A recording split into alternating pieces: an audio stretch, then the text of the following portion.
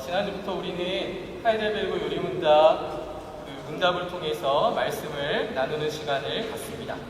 사실 신앙고백서의 내용들을 다루는 데 있어서 쉽지 않은 내용들이 많이 나옵니다. 하지만 이 신앙고백서를 배우는 이유는 여러분들이 하나님의 말씀을 잘 배우고 무엇보다 하나님의 말씀을 하나님이 주신 그 관점에서 제대로 이해하기 위해서 우리가 신앙고백서를 배운다라고 생각하시고 이 말씀에 많은 은혜를 받으시기를 부탁을 드립니다.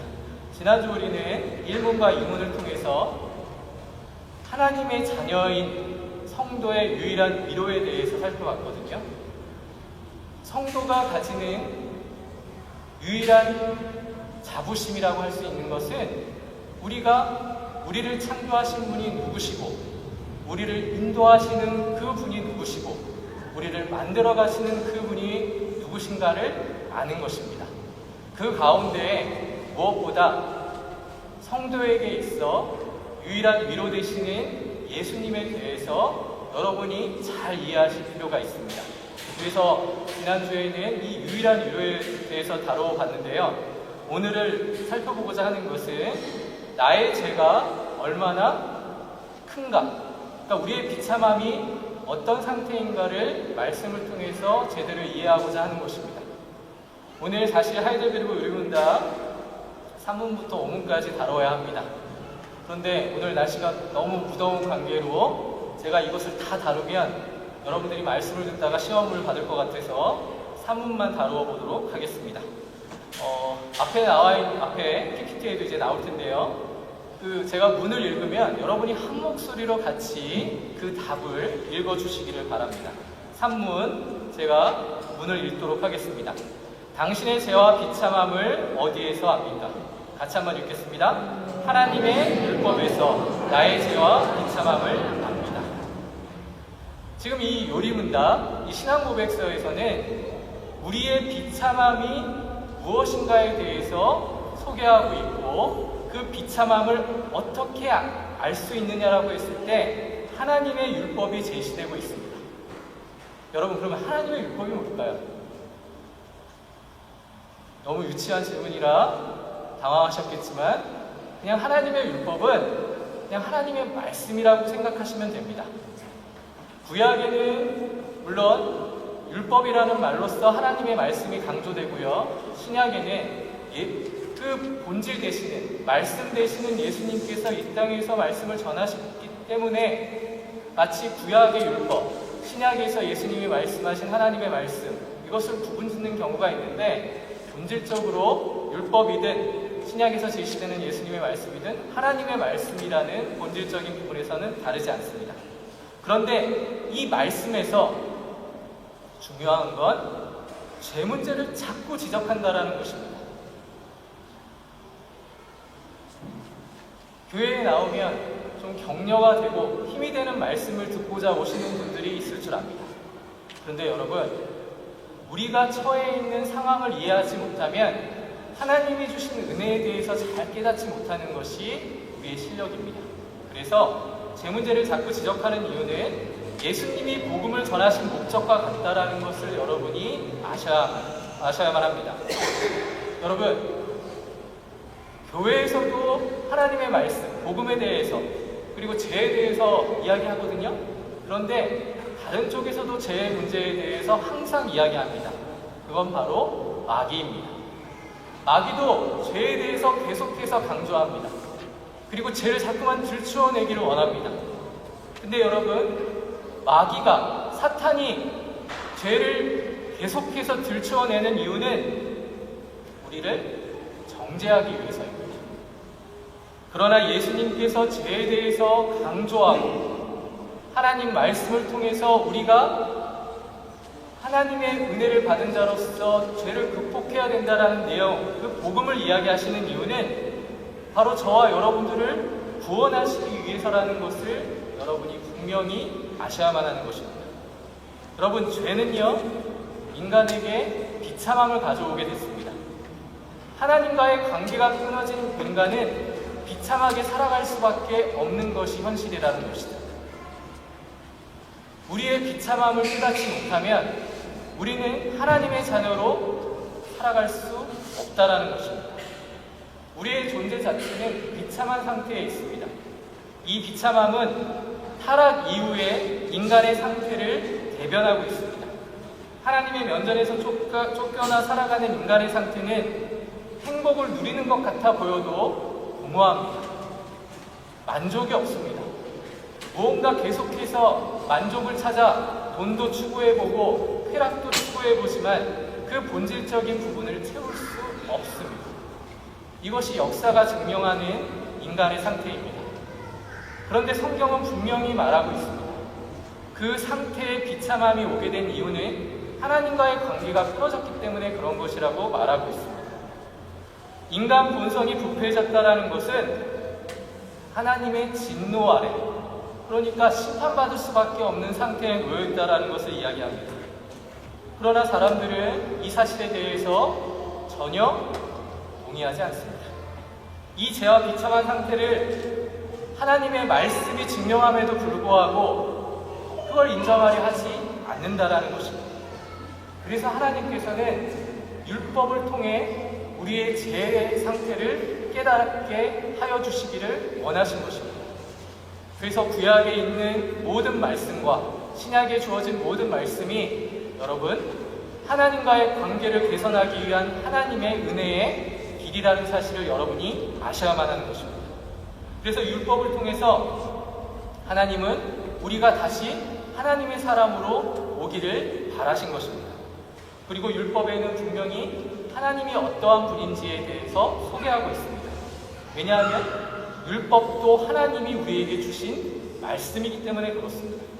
로마서 7장 12절 말씀에 이로 보건대 율법은 거룩하고 계명도 거룩하고 의로우며 선하도다. 그러니까 결론부터 말씀을 드리자면 모든 말씀은 하나님의 말씀이기 때문에요. 은혜의 말씀입니다. 여러분을 심판에 처하게 하려고 율법을 강조하는 게 아닙니다. 여러분을 하나님의 사람으로 만드시기 위한 하나님의 배, 하나님의 은혜가 그 율법에 담겨져 있다라는 것입니다. 그래서 그 율법을 통해서 인간의 죄와 인간의 상태가 어떠한 것인지를 분명히 우리에게 소개하고 있습니다. 근데 여러분 이제부터 잘 들으셔야 돼요. 근데 이 율법에는 세 가지 용도가 있습니다. 그 첫 번째 용도는 시민적, 그러니까 정치적 용도라고 이야기할 수 있는데, 예를 들어 5계명을 보면 5계명부터 10계명까지는 1계명부터 4계명까지는 그 10계명을 보면 하나님에 대한 계명이고 5계명부터 10계명까지는 사람과의 관계에서 드러나는 계명입니다. 그러니까 인간의 관계 속에서 벌어질 수 있는 그러한 상태들을 어떠한 원칙을 가지고 성도가 살아야 되는지를 알려주는 계명이 바로 5계명부터 10계명인데, 그건 인간의 질서를 바로 세우시고자 하는 하나님의 계획이라는 것입니다. 그러니까 하나님 나라 백성으로서 어떻게 살아야 하는지를 분명히 보여준다라고 할 수 있습니다. 그리고 두 번째 용도가 있습니다. 율법을 통해서 이 사실이 굉장히 중요한데, 죄를 가르쳐 주십니다. 죄를 가르쳐 주시고 그 죄를 깨달은 자를 예수님께로 인도해 주는 기능이 바로 율법의 두 번째 용도입니다. 그래서 율법은 중요합니다. 첫 번째 뭐라고 말씀드렸죠? 시민적, 정치적. 그러니까 하나님 나라 백성으로서 어떻게 살아야 되는지에 대한 계명으로 우리에게 소개하고 있다면, 두 번째는 죄를 가르쳐주고 예수 그리스도께로 인도한다라는 것입니다. 그리고 마지막 두 번째는 이게 율법의 3사용이라는 말로써 신학적 정의를 내릴 수 있는데, 이건 다른 말로 얘기하자면 감사의 규범입니다. 하나님의 백성을 향한 하나님의 뜻을 가르쳐준다라는 것입니다. 그러니까 하나님의 말씀을 통해 죄를 깨닫고, 죄를 깨달으면 어떻게 됩니까? 내가 죄인인지를 깨닫잖아요. 그러면 돌이킬 수 있다는 것을 알고 하나님께 감사를 돌릴 수밖에 없는 것입니다. 예배 시간에 여러분 조금은 지루하고 어려운 설교를 듣는다고 생각하실지 모르지만, 설교를 통해 하나님은 이 세 가지, 하나님 나라 백성으로서 여러분이 어떻게 살아야 하고 어떻게 죄를 깨닫고 하나님 나라 백성으로서 어떻게 감사해야 되는지를 하나님의 말씀을 통해서 가르쳐 주신 것입니다. 이것이 지금 우리 신앙 고백서 하이델베르그 요리문답 3문이 하나님의 성도들에게 이야기하는 말씀의 본질이라는 것입니다. 그래서 여기서 중요한 것은 뭐냐면 하나님 말씀을 들을 때 여러분 죄를 깨달으셔야 합니다. 하나님 말씀을 듣고 여러분이 만족하고 오늘 참 재미있는 유익한 말씀을 들었어 라고 한다면 그건 말씀을 잘못 들은 겁니다. 하나님의 말씀을 통해 자기 스스로가 죄인인지를 깨닫지 못하면 그건 하나님의 말씀이 주는 참된 가치를 상실한 것과 마찬가지입니다. 죄인이라는 사실이 사실은 듣기 싫은 소리입니다. 그 누가 너는 죄인이야 그러면 듣기 좋은 사람이 몇 사람이나 있겠습니까? 그런데 성도는요, 죄를 깨닫는 은혜가 있어야만 하나님 나라 백성으로 살아갈 수 있는 믿음의 결단을 가질 수 있습니다. 이것이 하나님 말씀이 가지는 가치입니다. 말씀을 통해서 여러분들의 죄가 깨달아지고 내가 죄인이라는 사실이 깨달아진다면 그분은 하나님이 함께 하셔도 함께하고 계시는가라는 것을 성령의 은혜로 깨닫는 자라고 말할 수 있습니다. 그러나 말씀을 들어도 아무런 변화가 없고 내 자신이 죄인이라는 사실을 깨닫지 못한다면 그건 참으로 불행한 일이 아닐 수 없습니다. 여러분, 우리는 죄인입니다. 죄인이기 때문에 치료자이신 예수 그리스도가 필요한 것입니다. 예수 그리스도의 공로가 없이는 살아갈 수 없는 자들이라는 사실을 여러분이 분명히 아셔야만 합니다. 그래서 로마서 3장 20절에 율법으로는 죄를 깨닫는다고 분명히 말하고 있습니다. 그리고 로마서 7장 7절에도 그런즉 우리가 무슨 말을 하리요? 율법이 죄냐? 그럴 수 없다. 율법으로 말미암지 않고는 내가 죄를 깨닫지 못한다 라고 분명히 기록되어 있습니다. 여러분, 우리는 죄인입니다. 이 사실을 여러분이 아시기를 부탁을 드립니다. 자신이 죄인인지를 아는 자는 하나님의 은혜를 강구할 수밖에 없습니다. 하나님의 은혜가 아니고서는 죄인된 상태에서 벗어날 수 없다는 것을 알기 때문에 그런 것입니다. 그래서 어떻게 보면 교회는 죄인들의 집합소라고 할 수 있습니다. 그 누구도 의인이라고 얘기할 수 없다라는 것입니다. 그래서 하나님의 말씀을 통해 이 하나님이 주신 율법을 통해 죄를 깨닫는 것이 중요합니다. 이 율법이 자신의 죄와 비참함을 보게 하는 거울 역할을 하는 것입니다. 여러분, 우상 앞에 서보신 적 있으십니까? 이 말씀의 의미는 여러분들 중에는 점을 치신 분들도 있을 것이고 하나님을 믿기 전에 다른 신들을 믿으셨던 분들도 있을 것입니다. 그러나 여러분, 인간이 만들어낸 우상, 신들은요, 죄와 인생의 비참함을 가르쳐주지 않습니다. 오히려 인간의 죄를 합리화시킵니다. 내가 이만큼 죄를 지었는데 그 죄를 지은 것에 대해서 합리화시킵니다. 더 죄를 지으라고 이야기하는 것입니다. 그게 하나님이 말씀하시는 율법과 우상의 차이점이라는 것입니다. 이 세상에 무수히 쏟아지는 유명한 사람들의 강연이나 책들이 이야기하는 죄는요, 본질적인 의미에서의 그 죄, 하나님과의 관계가 끊어진 죄에 대해서 설명하지 못합니다. 예를 들어 볼까요? 여러분이 아름다운 자연, 휴가 때 자연환경이 좋은 곳으로 휴가를 많이 떠납니다. 그런데 여러분, 자연을 대하면서 여러분 어떤 생각을 하십니까? 자연을 보면서 대부분 이런 생각들을 많이 가지실 겁니다. 야, 하나님이 만들어 놓으신 이 창조의 세계를 봐라. 얼마나 아름다운가. 그 아름다운 자연을 통해서 적어도 하나님이 이러한 창조의 주인이라는 사실을 깨닫게 되는 것입니다. 그게 얼마나 귀한 일입니까? 그건 성도만이 가지는 어떻게 보면 특권이라고 할 수 있습니다. 그러면서 하나님이 주인이라는 사실을 깨닫게 됩니다. 그러면서 한 가지 더 깨닫게 되는 것은 이러한 커다란 자연을 보면서도 자신의 무능력과 모자람에 대해서 생각하게 된다는 것입니다. 내가 얼마나 작은 존재인가. 하나님이 만들어 놓은 이 세계에 비하면 나는 아무것도 아니구나. 이러한 생각들을 한 번쯤은 해보셨을 겁니다. 이게 하나님의 자녀가 가지는 본질적인 정체성이라고 할 수 있습니다. 그런데 이 사실은 아무나 깨닫는 게 아닙니다, 여러분. 하나님의 자녀만이 깨닫는 축복이라는 사실을 여러분이 아셔야만 합니다. 하나님과의 관계 속에서 성도는 자꾸만 생각하려고 한다는 것입니다. 그래서 하나님이 주신 율법을 통해 여러분, 하나님이 살아계시는구나, 하나님이 나를 인도해 주시는구나, 하나님이 나를 하나님의 사람으로 만들어 가시는 거라는 것을 깨달을 수 있다면 그게 축복이라는 사실을 여러분 아시길 바랍니다. 그래서 하나님의 율법이 이것을 바르게 알게 해주신다는 것을 여러분 분명히 아셔야만 합니다. 그래서 죄로 인한 인간의 비참함에 대해서 성경이 뭐라고 이야기하는지 여러분 바로 이해하셔야만 합니다. 로마서 1장 18절에 인간은 불경건과 불의로 인해서 하나님의 진노 아래 놓여있다라고 이야기합니다.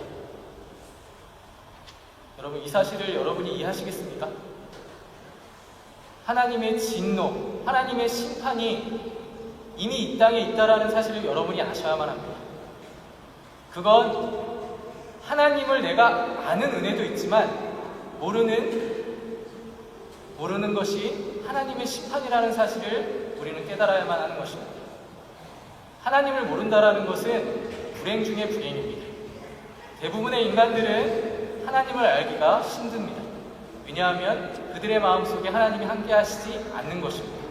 그러나 자신이 죄인인지를 깨닫고 자신이 모자란 존재, 부족한 존재라는 사실을 깨닫는 것은 하나님의 성령이 주시는 축복이라는 사실을 여러분이 깨달아 아셔야만 합니다. 인간의 본성이 부패했다라는 것은 성경의 진술입니다. 에레미야 17장 9절 말씀에 인간의 마음은 만물보다 거짓되고 부패하다라고 분명히 기록되어 있습니다.